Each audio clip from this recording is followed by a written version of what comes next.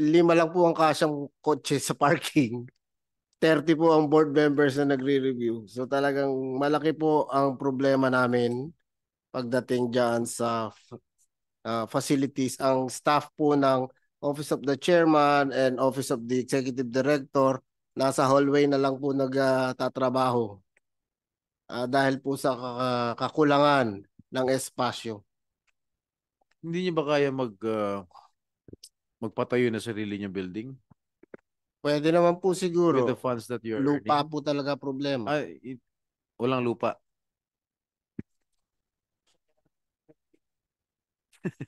Pwede po siguro. Yes, Mr. Chairman, we can afford to build our own building. However, wala po kaming available na lupa. Wala bang nag-i-stock Wala sa rin inyo? kaming nakikitang pwede naming bilhin. Kahit government property.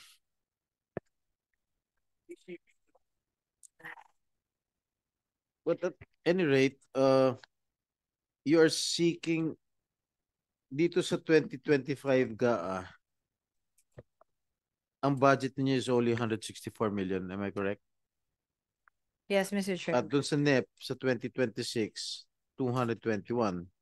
So an increase of how many? Around 50 million pesos. Mr. At Chairman, ang that is correct. sinasubmit niyong budget is around 284 million.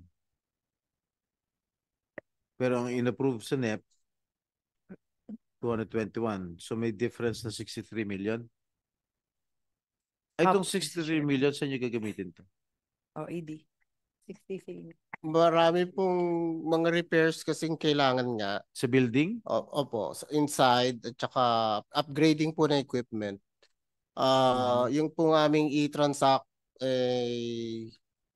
medyo malaking kakailanganin pero multi-year yung ano niya, upgrading.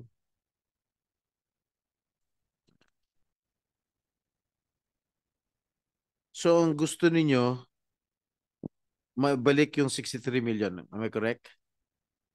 Kasi ito yung hinihingi ninyo eh. This is what you submitted eh. Kung pwede po. Bakit hindi? Oh, marami raw insertion mga senador. Dibigay namin sa inyo, di ba? Oh. This is what we'll do. This committee will recommend to bring back the amount that your agency submitted. Okay? Amount of 284 million. No? Kasi there's only a difference of around 63 million. Okay? This committee will recommend to the Finance Committee. Thank you, Mr. Chairman. Siyempre, aprubahan ng tatay mo yun. Ano pa yung mga wishlist ninyo? Meron pa kayo ibang wishlist? Aside from the building, of course. Honestly, sir, ang aming board, based sa PD 1986, ang remuneration po nila ay 5,000 pesos lang po kada buwan. Nakita po natin kung gaano karami yung nire-review nila. At ang mga taong ito ay hindi namang mga simpleng tao lang. Nandiyan ang mga katulad ni Wilma Galvante, Tony Y. Reyes, na nagbibigay ng mahabang panahon. Makatarungan ba na 5,000 pesos kada buwan ang kanilang tinatanggap? Although tinaasan po ito nung panahon ni Budget Secretary Benjamin Jokno into 34,000, parang 17,000 for rata and 17,000 for per diem. Sa dami po ng activities ng MTRCB, panggasolina lang po talaga ito. So ang aming pong request sana ay mabigyan ng reviewers fee na mapupunta talaga sa mga board members na masipag na nagre-review at nagka-classify ng mga materials. Ito naman pong aming panukala ay may basihan base sa computation ng National Tax Research Center ng Department of Finance kung saan na-determine po nila kung magkano dapat ang makukuha ng isang board member kada material na kanilang nare-review. So yun lamang po sana kung masisingit po natin sa special provision na kung saan nakalagay, reviewer's fee, the MTRCB is hereby authorized to remunerate the board members for every reviewed material based on the computation approved by the National Tax Research Center of the Department of Finance.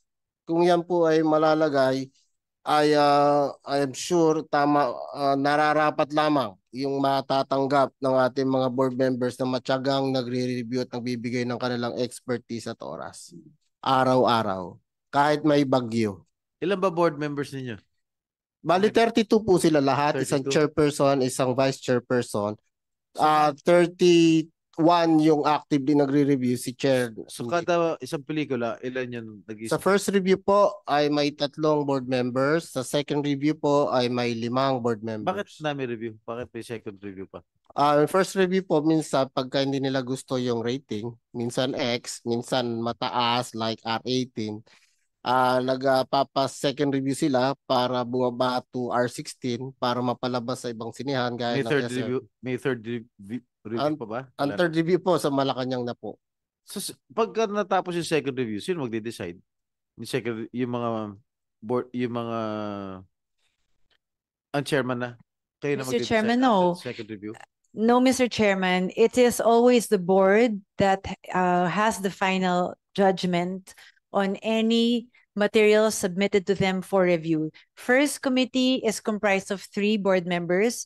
The second review committee is comprised of 5 different board members. Yung So the first final- review committee, halimbawa 3 kayo, hindi na Opo. kayo kasama sa second review. Hindi na po. Iba na. Bagong fresh eyes, bagong 5 board members ang magre-review sa second review.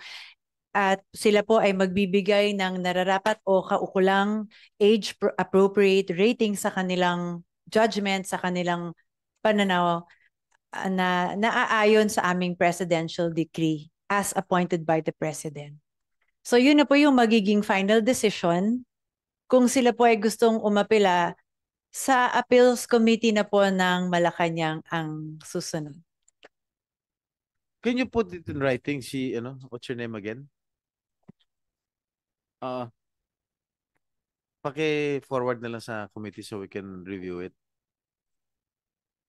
So I have no further questions regarding the proposed 2026 budget of the MTRCB. And as your vice chairperson of the subcommittee on finance, I recommend the submission of your budget for the consideration of the plenary. However, hindi pa tapos. However, our chairman of the Committee on Finance, Senator Gatchalian, has some concerns. So we will have to suspend at the moment to wait for his arrival. Ako wala na akong problema. Okay? Therefore, our chairman of the Committee on Finance, Senator Gatchalian, will make the proper motion to submit your budget for the consideration of the plenary. Okay?